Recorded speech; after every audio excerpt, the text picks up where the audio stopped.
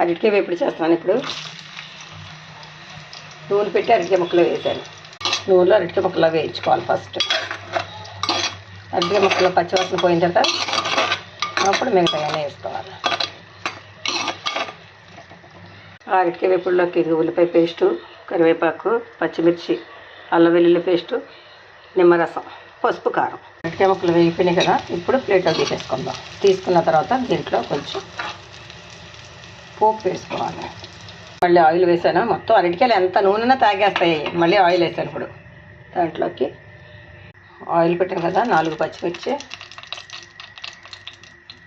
3 రెమ్మల కరివేపాకు, కొంచెం వేగాలి. ఇది కుండలో టప్పమని సౌండ్ రాదు. కుండ మాత్రం వేడెక్కితే మాత్రం పెచ్చులు ఎగిరిపోతాయి. ఇప్పుడు ఉల్లిపాయ పేస్ట్, 2 ఉల్లిపాయలు, మూత పెడదాం. ఉల్లిపాయ కొంచెం పచ్చివాసన పోవాలి. ఇప్పుడు అల్లం వెల్లుల్లి పేస్ట్ దంచింది, ఇది రోట్లో బాగా కలపాలి. కొంచెం అది కూడా వేగిన తర్వాత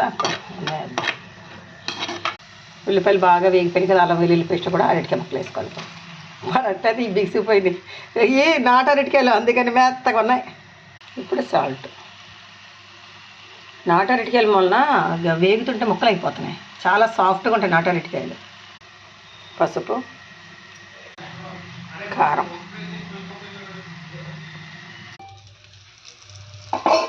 అది వేగుతోంది. బాగా వేగిపోయింది కదా. ఇప్పుడు నిమ్మరసం. చాలా బాగుంటుంది నిమ్మరసం వేసుకుంటే. నల్లగింజ పడిపోయింది.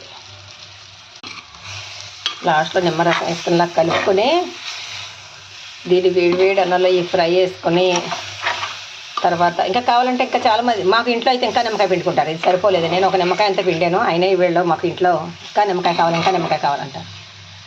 ఇంకొక నిమ్మకాయ చెక్క, ఒక చెక్క వేడి అన్నంలో ఈ కూర వేసుకుని ఒక నిమ్మ చెక్క పిండుకొని పచ్చిమిరపకాయ ముక్క కోసుకుని నంచుకు తింటే ఉంటుంది. నా సామిరంగా సూపర్ అంటే సూపర్ ఉంటుంది. చూసారా, ఆ గిన్నె నల్ల కనపడుతుంది మీకు. లైటింగ్ లేక ఈ స్టవ్ మూలకు పెట్టేస్తుంది పాప. ఇదిగో చూసారా, మీకు అందులో అలా కనబడుతుంది. ఎంత అందంగా ఉందో కలర్. ఇదనమాట అరటికాయ మసాలా ఫ్రై. అంటే మసాలాలు ఏమి వేయకూడదు. అల్లం వెల్లుల్లి పేస్ట్ ఒక్కటే వేసుకోవాలి. అప్పుడే దీని రుచి అంతా బయటకు వస్తుంది. నిమ్మకాయ కంపల్సరీ పిండుకోవాలి. పచ్చిమిరపకాయ కంపల్సరీ రైస్లో నంచుకు తినాలి. ఈ పచ్చిమిరపకాయ ముక్కలు కూడా ఇందులో నంచుకు తింటే అద్దరిపోద్ది. చూస్తారు, అందుకే పచ్చిమిరపకాయలు బలంగా వేస్తాను నేను. మా ఆయన గారు పచ్చిమిరపకాయలు ఎక్కువ తింటారు, అందుకని వేసాను.